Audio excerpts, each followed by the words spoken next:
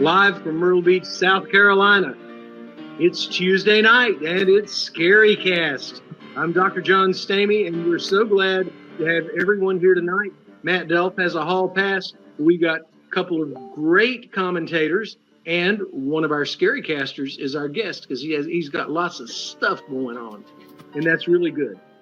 First of all, I want to introduce the Dean of ScaryCast, Dr. Brad Mulder from Parts Unknown, Western North Carolina. How you doing, Dean Mulder? I'm doing fine. I'm waiting for my new diploma and all my accreditations and all that stuff to hang on the wall. So when you send them, I'll get them framed. Thank you. Well, frankly, we're probably going to present them to you at the Flying Saucer Comic-Con, September 16th, on stage in front of everybody. Oh, geez. Oh, you humbled me. Thank you. Oh, we're glad to do it. We're glad to have you here. I'm going to tell you what, you are great, and we're so happy to have a good qualified dean, Dr. Brad Mulder, from Western North Carolina, and from Houston, Texas, the one and only Kyler Smith. How are you doing tonight, Kyler?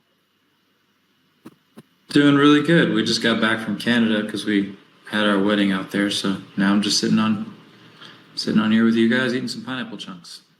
So you're all hitched now, huh? That's right. That's right. Well, now we would love to get your bride on ScaryCast because she's got a very interesting story. Oh yeah, I'm sure we can have that happen. Good. Well, great. Tell her we'd like to have her here.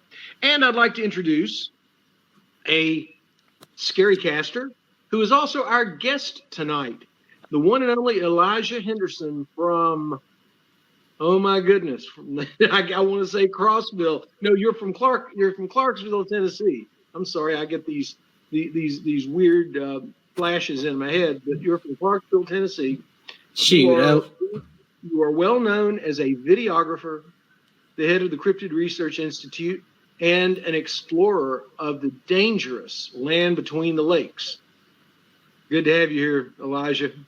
It's a pleasure to be here. And just to comment on what you said, I wish I was in Crossville. Clarksville, Tennessee's flat. Crossville's in the mountains. Oh, okay. I don't know what made me say Crossville, Tennessee. My signals got crossed or whatever. But anyway, it's great to have you here. And our engineer, Koby, thank you for being here and putting up with us and making us all look good. Even me. It's hard to do. So anyway, thanks a lot. We're all glad you're here. And as I said, the Flying Saucer Comic-Con, September 16th, Burnsville, North Carolina, at the Burnsville Town Center.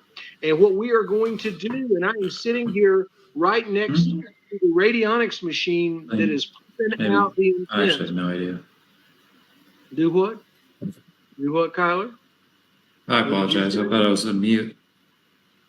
Oh, okay. So I am sitting here next to the radionics machine that came from the factory of Dr. Brad Mulder, and we are using it to entice a UFO at 5:30 p.m. Eastern Time, September 16th, somewhere in the environs of the Burnsville Town Center, Burnsville, North Carolina. And I'll tell you what, speaking of Burnsville, we're going to be talking about Burns, Tennessee tonight, because Elijah Henderson brought to my attention, I don't know, about maybe 10 days ago, there is a video that he has been searching for, and it's about the story of Werewolf Springs. He found it. Now, I have watched this video, and I've posted it for everybody to look at on Facebook. It's on the What We're Doing Tonight post. And you know what? That is a darn scary video. It really is, Elijah. So tell us about Dixon. Tell us about Werewolf Springs, Montgomery Bell State Park, and all the craziness that goes on up in your area. It's weird, wacky, and frankly, it's terrifying. The floor is yours. Yeah, you can't imagine my excitement after finding it for so long. Well, when I was a little boy, about 5 years old or so, the park, Montgomery Bell State Park in Dixon, Tennessee, they used to show that documentary up there. And from what I understand, it was a paranormal show that aired on Channel 3 at the time. And I guess because they had an episode that took place in the park, or because it was the Dixon County Renaissance Center, they played it in Montgomery Bell. Werewolf Springs is an area on the backside of Montgomery Bell. Its official name is Hall Springs, but it's been nicknamed Werewolf Springs, and we'll get into that. But yeah, the last time I seen it was probably 20 years or more, and I've never forgotten that documentary that they showed up there. It was fantastic, and I've searched for it for years and years. I've called them multiple times, harassed them over the years. Hey, do y'all still show The Legend of Werewolf Springs? And they're like, check the event page. We usually show that around October. And they never do. They never showed it. And I even tried to pay them once, Hey, I'm willing to make a donation to the park. Just let me watch that documentary again. And there was no results at the time. And a few days ago, I was talking to a friend of mine named Matt. And I was inviting him down to come to Werewolf Springs with me because I did a night outing there recently. I'd rented the lean-to shelter up in Werewolf Springs, and we did a live stream on my channel there. And I was inviting him to come out for that. And he was like, man, have you ever looked it up on YouTube? And I had before, but I'd gotten the notion like the day of, and I was like, man, maybe I'll just look Werewolf Springs up on YouTube. And sure enough, 7 months ago, a woman by the name of Carolyn Diamond uploaded this video to YouTube, along with multiple other episodes in that series. It was from something called DEI Dark Encounters Investigated, and it was a project by the Dickson County Renaissance Center. And this was like 4:30 in the morning. My internal alarm clock is set around that time because I get up to go to work for construction. But I burst out of my room and I woke up my sister. I found the Werewolf Springs documentary. And it had been so many years since I'd seen that. I was just so excited. And now, Elijah, this is Dr. John. I want to let you know a little secret. Koby and I have downloaded that. It will never go away. Yes. We will never lose track of it now. That's right. And what I will say, I want to go ahead and jump in here and say, Dr. Mulder and Elijah, I need links to your casting pages, your podcasting pages, and whatever you've got. We want to put that on ScaryCast for people to enjoy and for people to link up to your site. So, Dr. Mulder, when we're done, shoot me an email with your link. And Elijah, do the same thing. Send me an email so it'll be easier for me to find, okay? Okay. Is that okay, Dr. Mulder? Oh, of course. No worries. Thank you very much. Kyler, as soon as you have your page, send me a link. Will do. Okay, great. All right, Elijah, continue. A little bit of housekeeping there, but, kind of important, I think, to our listeners. Yeah, heck yeah. So, the episode that the Carolyn Diamond, she uploaded 2 videos. One's an hour and 24 minutes and one's an hour and 15 minutes. And it's a compilation of multiple episodes, including like the White Bluff Screamer, Werewolf Springs. And I took the Werewolf Springs portion, which was about 25-30 minutes, and put it on my YouTube page so people in the Dogman Bigfoot community would be able to see it. And I left her a note, saying, hey, thank you so much for finding this and uploading it. And I made sure to give her complete credit for linked back to her page and everything. So, I wasn't uploading it and just stealing it and whatnot. And her channel's starting to blow up a little bit too, because everybody's going back to her page to see the other episode. But yeah. Well, now, wait a second. You did mention one other thing. They also have uploaded the White Bluff Screamer. Yes, that's in one of those 2 videos, the White Bluff Screamer, which is in the same general area as Werewolf Springs. Would you do me a favor and please send that link to me so that we can post absolutely. it? Absolutely. And also, we might just have you on next week to talk about the White Bluff Screamer. That's another great story. It's a very interesting one, and it's all in the same general area. Werewolf Springs, Montgomery Bell, and White Bluff Screamer, all in the same general spot, man. All right. Well, then, can we invite you back next week? Of course, you're always a ScaryCaster. You're always welcome. But would you come on next week and let's talk about the White Bluff Screamer? I don't believe I have anything planned for next Tuesday, but if I do, I'll let you know in advance. Sounds good. Thanks a lot. All right, I'm sorry for interrupting, but we got so many good. You know what? ScaryCast. You talk about blowing up. We've got about 5 times the number of viewers and listeners that we had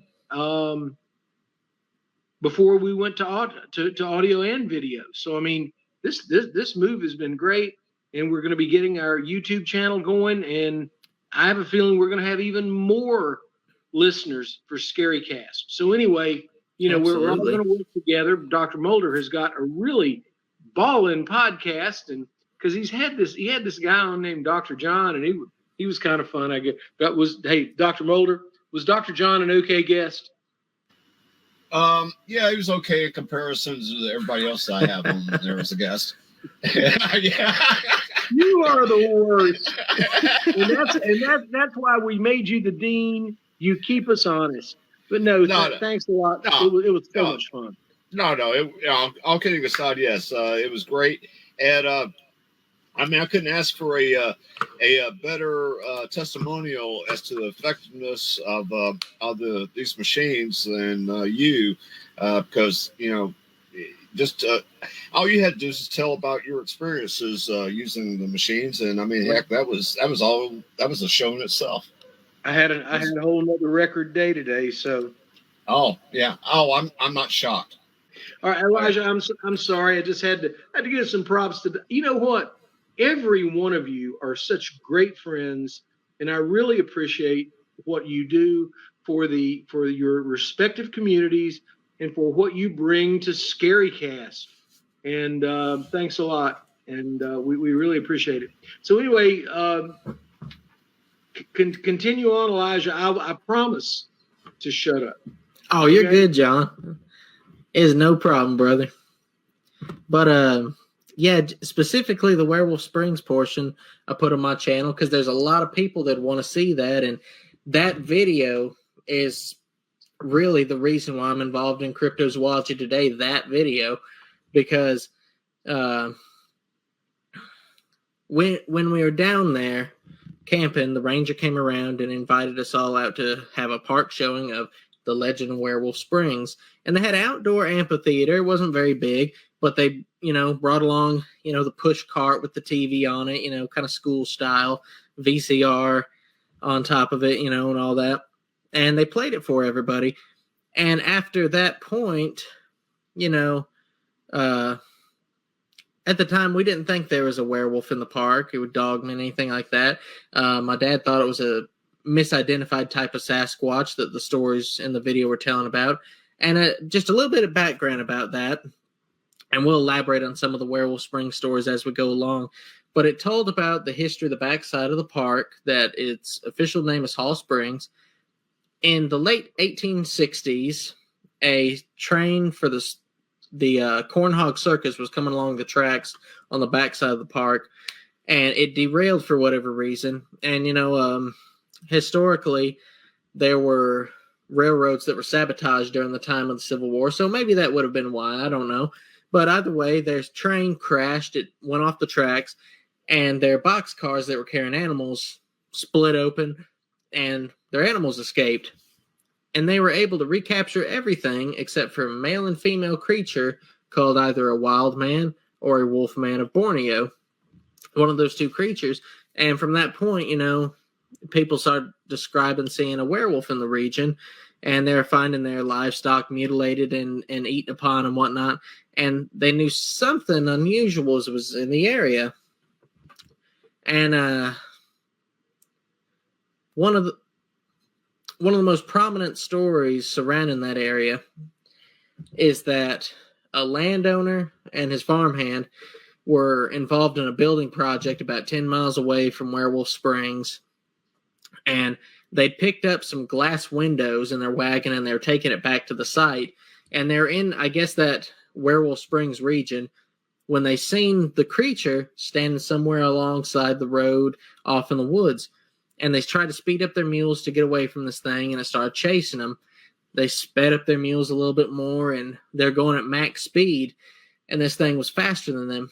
it caught up to the wagon, and they heard its hand slap on the back of the wagon, and it started climbing in. And they knew, I guess they knew they weren't going to survive the thing, and they devised a plan. You go this way, I'll go that way.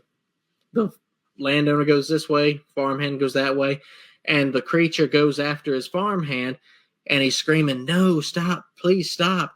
And it just tears him apart. The landowner, he runs and he hides behind this big tree that's fallen over, and there's kind of a bit of a hollow patch underneath it, and he tucks himself away in there and spends the night and part of the morning in that little gap by this fallen down tree.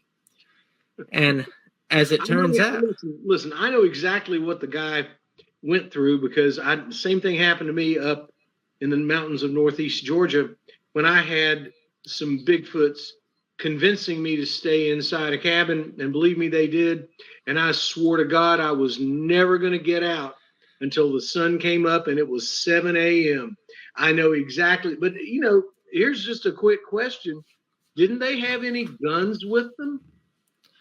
I don't know, because that's never came up in the story. Because it would seem only right for them to. Well, listen, if you are in the middle of the woods carrying something, wouldn't you make sure that you had 1 or 2 rifles with you? I would think so. And, wouldn't Elijah Henderson, would you make sure you had a couple of guns with you? I know. I would. I would. Elijah Henderson Mulder, sure would. Dr. Brad Mulder, would you have a couple of guns with you in the middle of the woods? Yes, a Mossberg 500 pump shotgun, 12 gauge, loaded with buckshot, and a Glock. Second generation model 22 40 caliber Smith & Wesson, the 22 round magazine. Yes, I would. All right, good. And that ought to give something a boo boo. And Kyler Smith, would you have some guns with you if you were parading around in the middle of the woods with your farmhand? Absolutely. But the only reason I wouldn't use them is because I'm too shocked and too scared to move. Well, but if you hear something, if something is following you, and you've got a little bit of time to catch your, what's the word? To kind of catch your breath and understand something's going on, I would have the farmhand have that gun ready to blast whatever it is. Now, that's what I would do. But then again, I'm a little bit more of a suspicious natured kind of dude. But anyway, okay, Elijah, I just had to say that.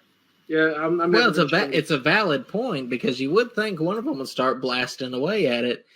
I suppose it's possible that just the sheer shock of just seeing something like that, something big and hairy running on 2 legs, might divert your attention. But at the same time, it does beg the question: where was the weaponry?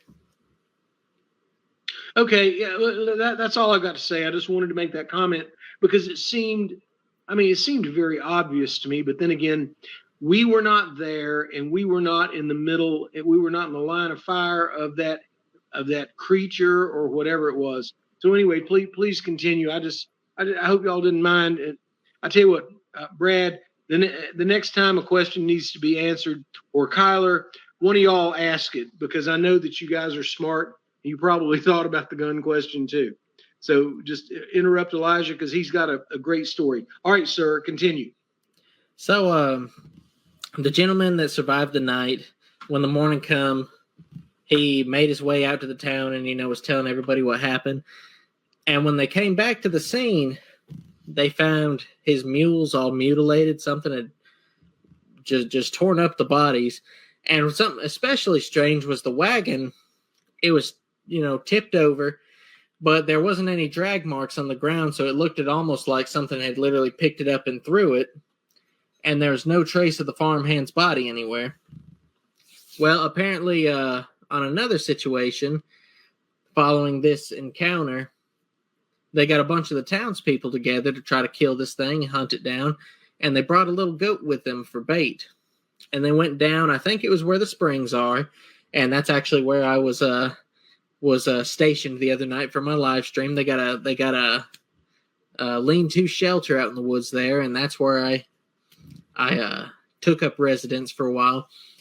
But anyway, they all got in the woods there, tied the goat to a tree, and they extinguished their lanterns so, they could all sit in the dark and wait for this thing to show up. After a while, they start seeing some hairy shape coming through the woods, and they let it get a little bit closer, and then one of them yells, "Fire!" And they start firing at this thing. But problem is, when they light up their lanterns, it's gone, the goat's gone, and 2 of their men are gone. There's supposed to be 2 more lanterns that lit up, and the owners of those lanterns was just completely missing. So if you go by the town lore, now we have 3 casualties by this thing. So, everybody's kind of freaking out, and they talk amongst themselves and say, what if we get a big game professional hunter to take care of this? So they contact somebody, get him up there, and he goes up into this cabin that's in Werewolf Springs, and he spends 3 nights there. First 2 nights, he's in the cabin, nothing happens, nothing out of the ordinary occurs. And on the 3rd night, he's looking at his window, and he sees something standing off in the distance. And he fires at this thing, and it starts charging toward his cabin. He sees this thing charging, and it gives him time. He goes and starts climbing up into the rafters of his cabin. And it didn't take long before this thing burst down the door and broke inside. It's looking around, and it looks up, and it sees this man up in the rafters. And then it immediately starts clawing and swiping at him, trying to get to him. And he's up there with his rifle, firing down at this thing, firing multiple shots. He'd shoot it, and it'd kind of stagger back for a second, and then it'd be right back on him. He'd shoot it, and then his rifle ran out of ammunition, so he tossed it to the side, and he had a little pistol with him. And it had 6 shells, as the story goes, and he shot 4, and he thought to himself, if I fall out of the rafters here, I'm going to stand up and shoot it in the face, and if that doesn't work, I'm going to save the last bullet for myself because I'm not going to get torn apart by this thing. And apparently, as the story goes, around that time, the sun started coming up in the distance. And anything of a Bigfoot dogman nature, they tend to be nocturnal in nature. They aren't as active out in the daytime as other animals, other creatures. You get your best dogman activity between around 12 a.m. to 4 a.m. in that general time frame. That's when those things start getting active. Same with Bigfoot. But this was around the time the sun started rising and there was getting to be light off in the distance. And this thing just left the cabin and went back into the woods. And those are the 3, I guess, 3 best historical stories known about this thing. And that was what the documentary covered. And they had a second portion of the... Right. And they had a second portion. So first of all, let's let our panelists ask you some questions about the first part, the historical part of Werewolf Springs. And Dr. Mulder, do you have a question for Elijah?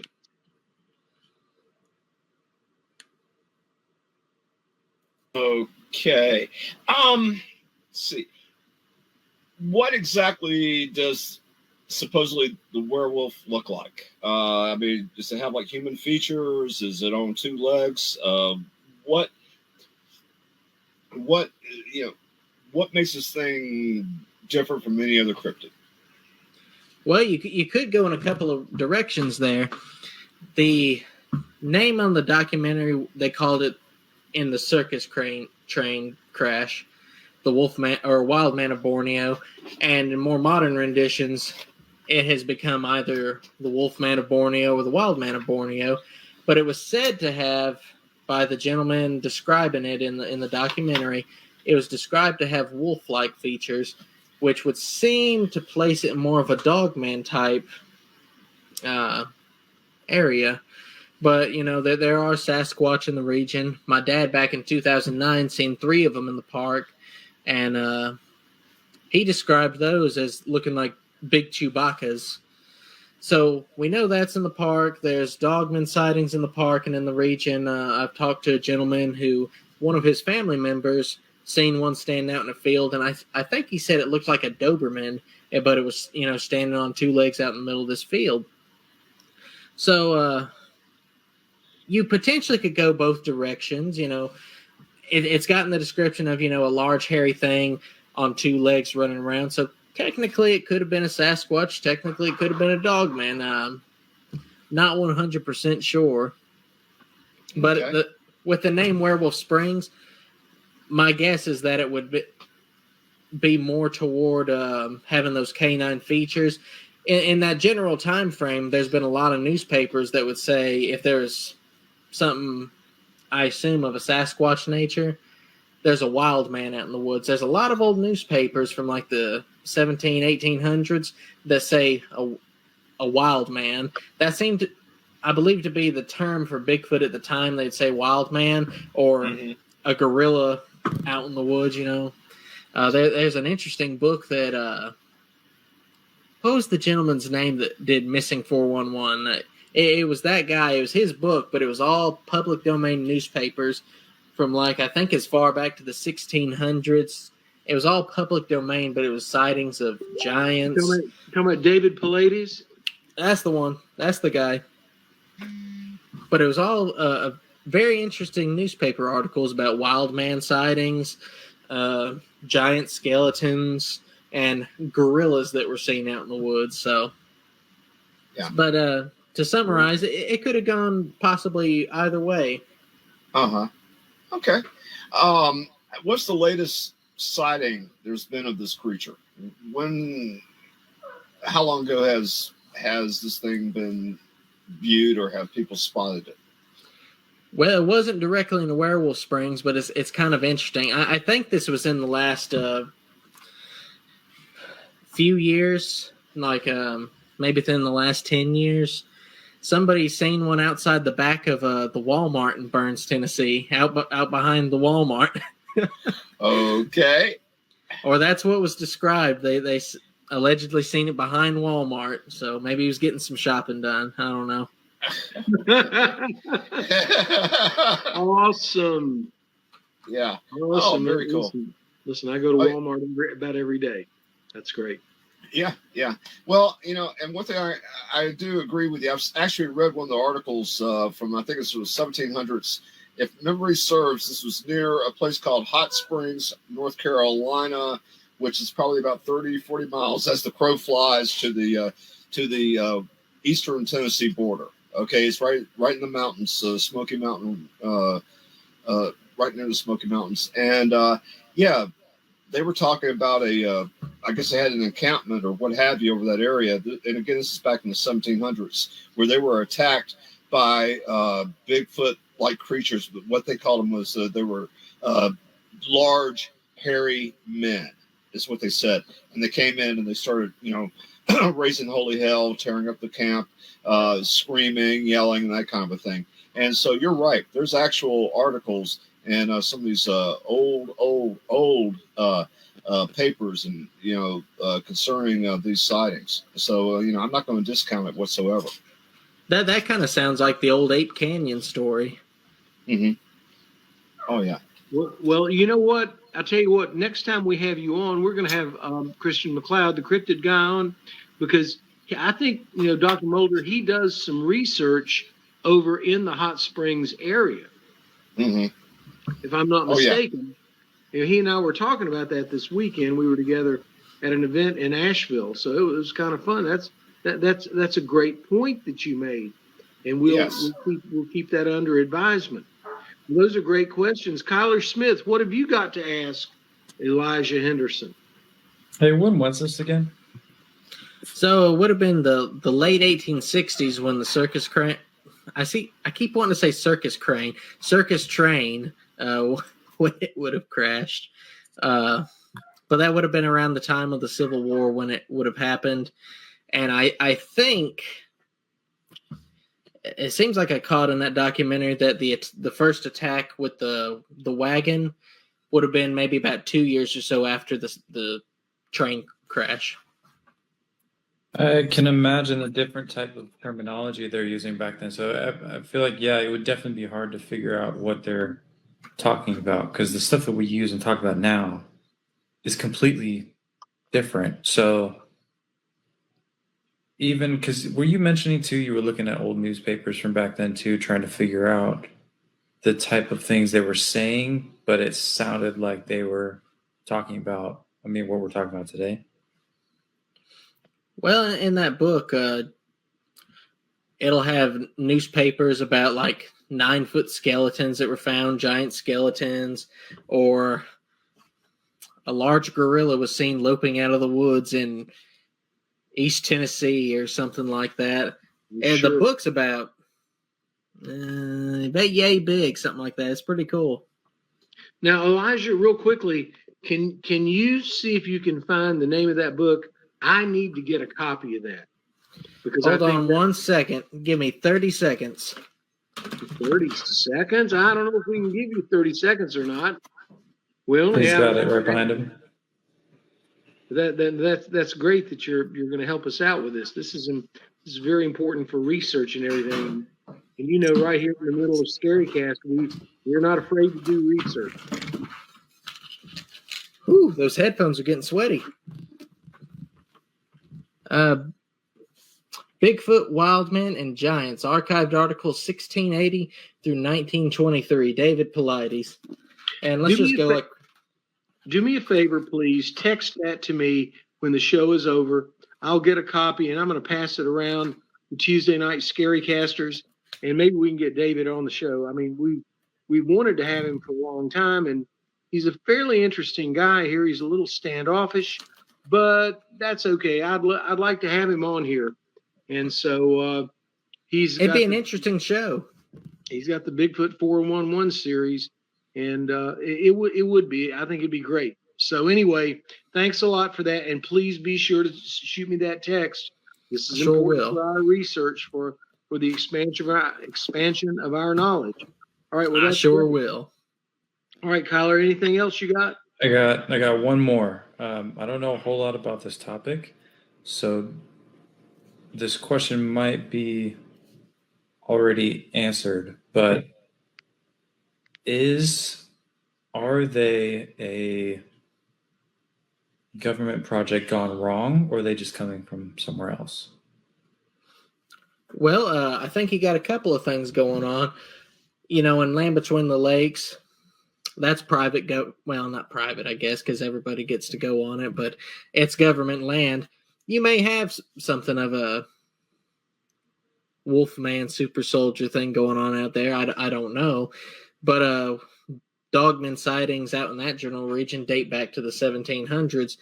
And I would think as far back as the 1700s, 1860s, there's some sort of a physical creature running around. And in the case, if the story of the circus train is true, then that would mean they were able to capture it and it was some sort of physical thing, which would imply it wasn't interdimensional because you couldn't keep it in that boxcar if you wanted to. It would just go, bye, y'all, and then it was gone. So the area in this region definitely has a history of some sort of bipedal wolf man, ape man thing. If you go back far enough in history, our great philosophers and historians talk about the cynocephali, the dog-headed men. Marco Polo wrote about them, Herodotus, Alexander the Great wrote back to Aristotle, and he said there's dog-headed men living here in India, and I think they even battled them and captured some of them and may have used them as weapons in other wars or other battles. But there's a lot of prominent people that describe seeing dog-headed men in a very real fashion. Now, if there is something physical like that running around, I don't know. Maybe it's breeding, and there's a very small population running around through our country, and that's what makes up the dogman sightings today. Plus, you know, I wouldn't put it past the government to make Wolfman super soldiers, because allegedly the Nazis were doing stuff like that. They were trying to make a human ape type of thing, and I don't know. I think you could have a few of those things going on. Some of your dogman sightings seem more supernatural in description, so I think something of a demonic nature does appear and impersonate things of that nature, maybe to get people more into a deeper fascination into the occult. I don't know.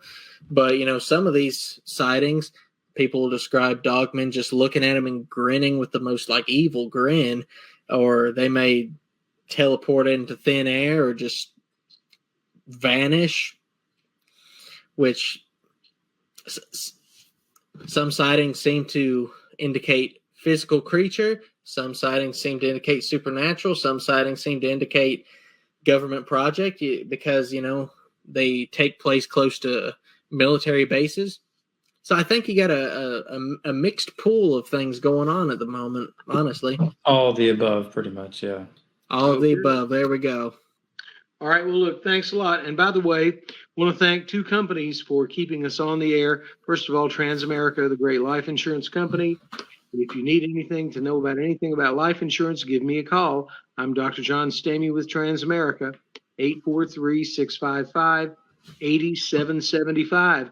And if you want a skateboard or rock and roll t-shirts, call up Jason at shredmerch.com. They got great stuff. Jason at shredmerch.com, and he'll take care of you. So anyway, thanks a lot to our sponsors, and we're going to rock and roll some more. Elijah, if I had my wish, I would like for you to talk about that gentleman that talks about in this great little documentary, the 12 cattle that they saw, and the green eyes, and the 13th set, which was a set of red eyes. Now, do you know this gentleman? Is he around? I met him when I was a little boy. We were in a diner up in, I guess it would have had to have been Dixon, and he was there, and we were shooting the breeze with him. His name's Buddy Tidwell. But in his description... No, not Buddy Tidwell. That was the older gentleman. The one I'm talking about is the younger guy that talked about going down there, and he and his two buddies had a near escape from the monster of Werewolf Springs. Was that not the same guy? No, it was a different guy. Oh. Well, I met the Buddy Tidwell guy, and he said what he seen was a Bigfoot that hit a cattle fence. So, little side note there, I guess. Okay, well, you know what?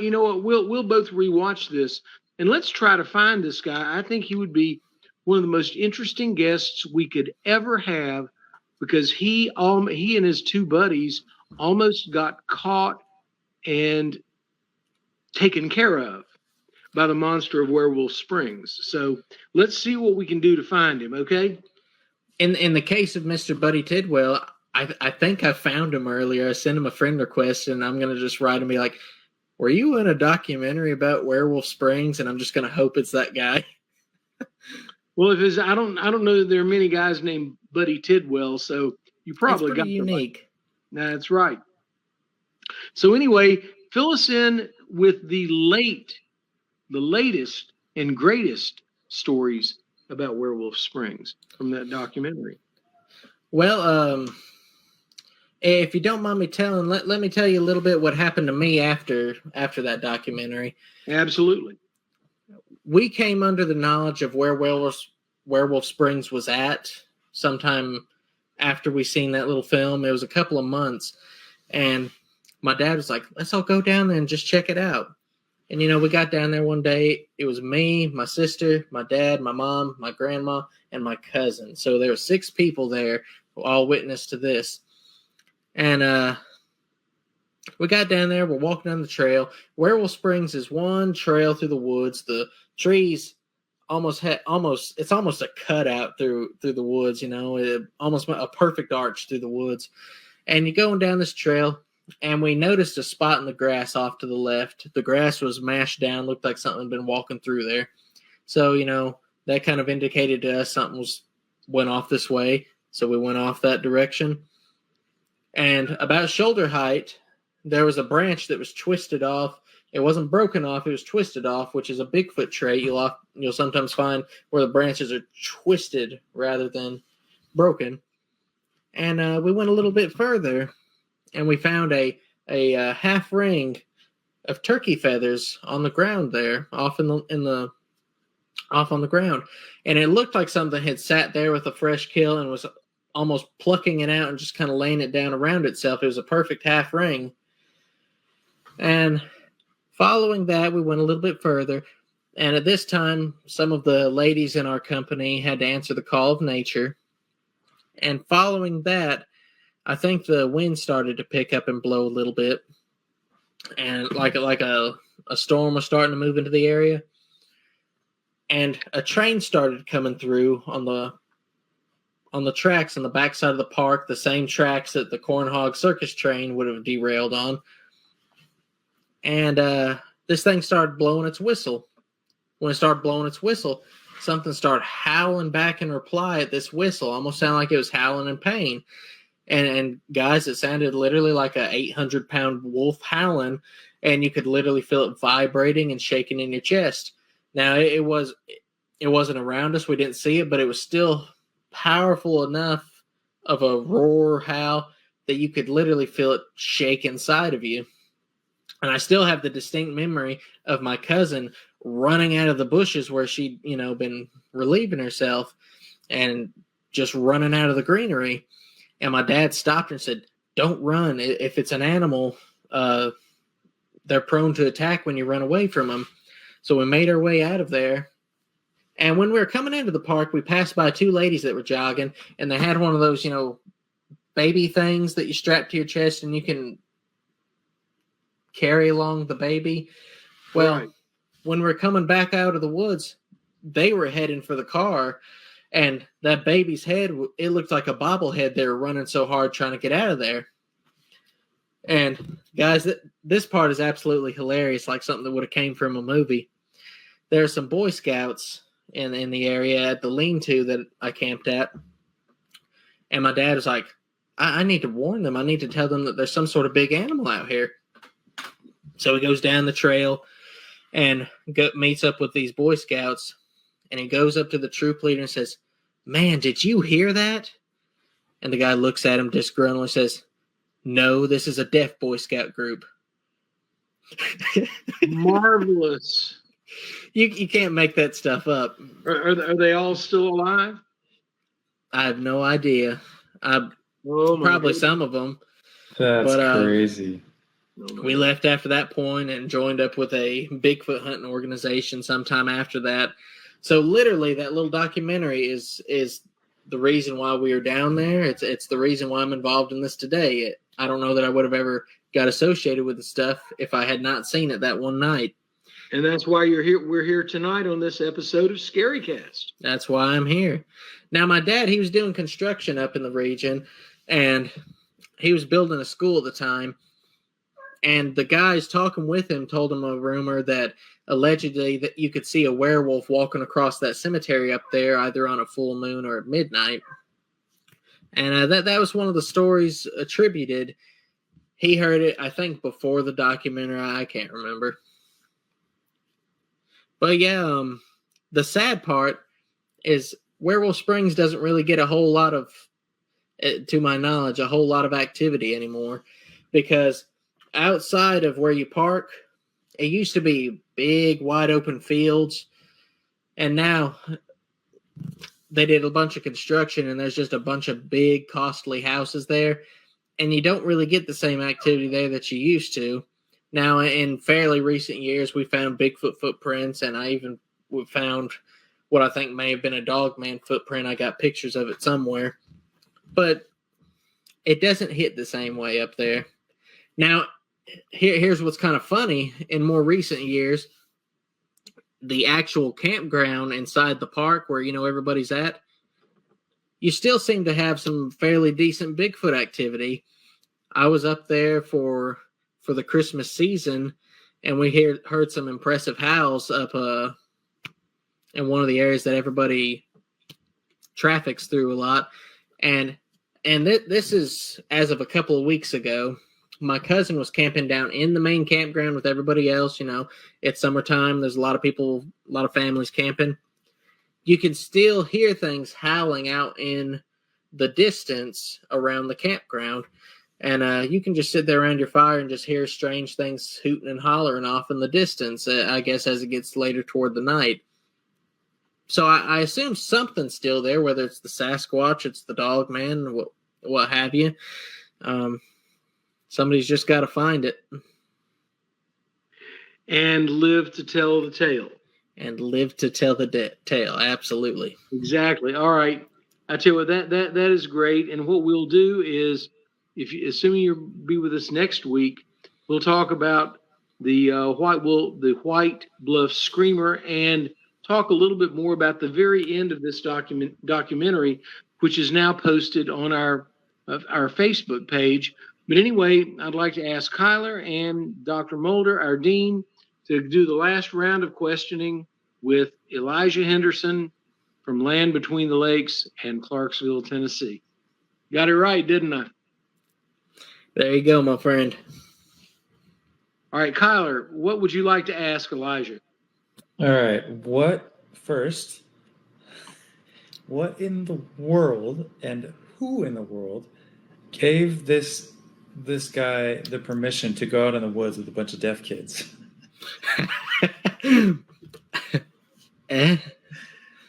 Why is that? Who thought that was a good idea? I just hope that, he wasn't deaf. I hope that he could hear, so he could watch over the kids and whatnot. It's funny, there's a bunch of Boy Scouts when I was there last Saturday evening. There's a bunch of, I don't know what they're having. They're having like 3 groups of them hike throughout the woods there. So it looked like a big event was going on. I mean, it sounds like it would be something cool to do for the kids, but still, like, that's a lot of responsibility to have to keep track of a bunch of people who can't hear what's going on around them, especially in a place like that. Yeah, I guess to the general masses, it's just Hall Springs, and Werewolf Springs is just a ghost story to tell around the fire. I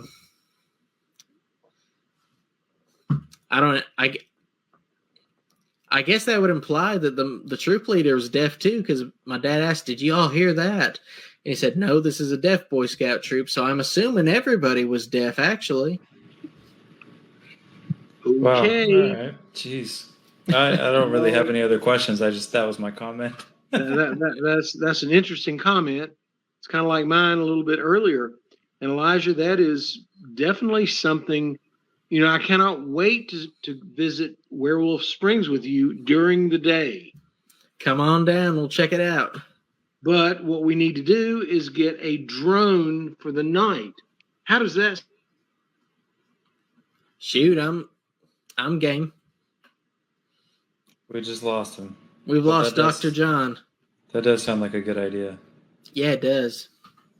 The only issue I could see with that is because there is so much foliage there. I don't know if you'd see anything. Well, maybe in the fall, once all the leaves are off the trees. Is it possible to put a night vision camera on those? On the drones? Yeah. I believe so, in one way, shape, or form. I think they even got a version now that has a FLIR attached to it, so you can just fly around and see the thermal images.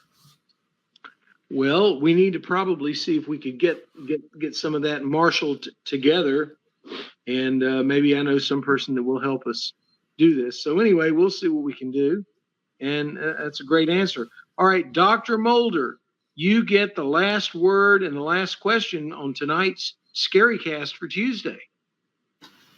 Okay, I don't know if I've ever asked this question before, and it's really not specific to what we're the topic tonight about the werewolf park or whatever. Elijah, and all your adventures, when it comes to tracking cryptids, Bigfoot, I don't care what is the best evidence that you have concerning Bigfoot, whether it's pictures, audio, castings from tracks or whatever.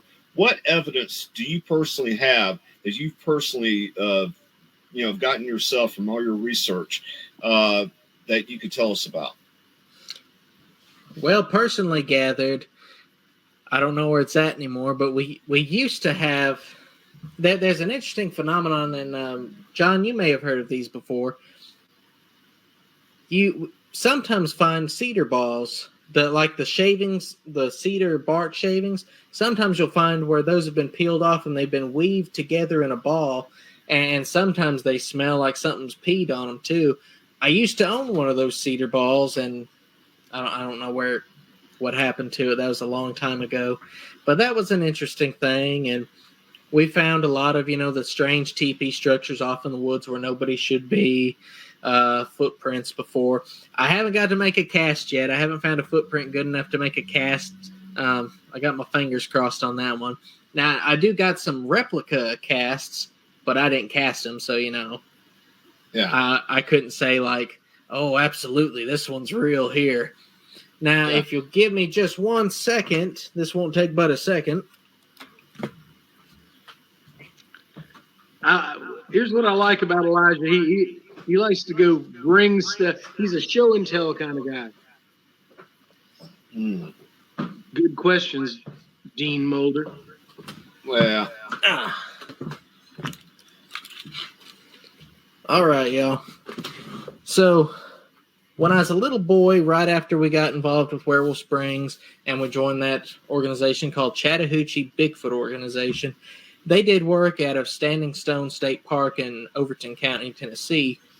And it was partially headed up by a famous Bigfoot researcher named Mary Green.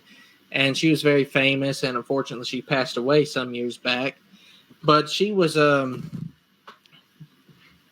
credited as having a certain special relationship with the Sasquatch in that park, and kind of were able to call him by name, and had a certain close relationship. I don't know exactly how close, but she could go into a certain part of the park, and there was a Bigfoot she nicknamed Grumpy, and she's like, "Hey, Grumpy," and she would start hearing big feet stomping around and whatnot. She gave me and my sister these when we were little, and we've seen the laboratory results that came off of these. You won't be able to see them because of my webcam, but in these little bags here, there's Sasquatch hair in each one of these bags here, and it came back from the lab as undocumented primate. Each one of these was tested and had those results come up. And I used to keep them in a safe. Now I keep them in a frame, and I take them out and show them to everybody when I'm at a cryptid convention or something. Now the one below here, this one was very interesting. Let me see if I can get that closer. That's one of the old Colgate metal toothpaste tubes. We found it in the same park where Mary Green did her research, and the very end of it is chewed up. It looks like something chewed it up, and it's all torn up, ripped open with that harsh metal casing, and it looked almost like something didn't like the taste of it, and we found it stuck up in the top of a tree stump, like it was just sticking straight up out of it, literally almost like something was chewing on it, didn't like it, and stuck it down in there. But that's some things that we acquired down in Standing Stone. Now, I'm not sure where the hair samples came from, if they were from Standing Stone or from elsewhere, but we have seen the documents that came off of those before. Wow. Okay. Yeah, I mean, have you ever actually seen a cryptid with your own two eyes? I mean, has one ever crossed your path and you were face to face with one or anything like that? I'm just curious. I haven't, unfortunately. I've recorded plenty of things out in the woods that I think are probably a Bigfoot or a dog man. We've recorded roars out in the woods before, had big giant rocks thrown at us before where there's shouldn't be anything like that. Recorded a lot of strange things out in the woods. Like there was one night I was out with some family of mine in Indian Mountain, Tennessee, and they got something on their property that brays and it mimics a donkey. And there's absolutely no donkeys in the region, and they live off in the woods. Sometimes the donkey will bray over here, over here, over here, over here. That donkey will move around and just sometimes it'll be like a real deep, gravelly sounding donkey. It's a real cool spot to go to. And even in this day and age, I'll be working with my family up there on the property, and you'll just hear the donkey out of the woods in the daytime. I'll be like, oh, I guess that's the Bigfoot out there. But we were down there with them just shooting the breeze one night, having a campfire. And this thing started hollering out of the woods. And where the direction of these hollers were coming from, there's nothing over there. It's you go off in the woods, it's down a hill, up a hill, big field, more woods, just plenty of woods. But it almost sounded like a cow screeching and throwing a fit. And, get my recorder out. And then from the other side of the yard, a similar noise like this started making noise. Sounded like an angry cow or something braying and making noise. The woods there's absolutely nothing, no cow like that should have been over there.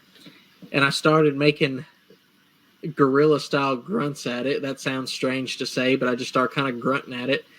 And it sounded angry. It would make this noise back at me. I'd grunt back at it. It would make this noise back at me, and back and forth for like 7 to 10 minutes. And I got all that recorded too. And I eventually walked off toward the tree line and was just standing there waiting, listening, and it got quiet.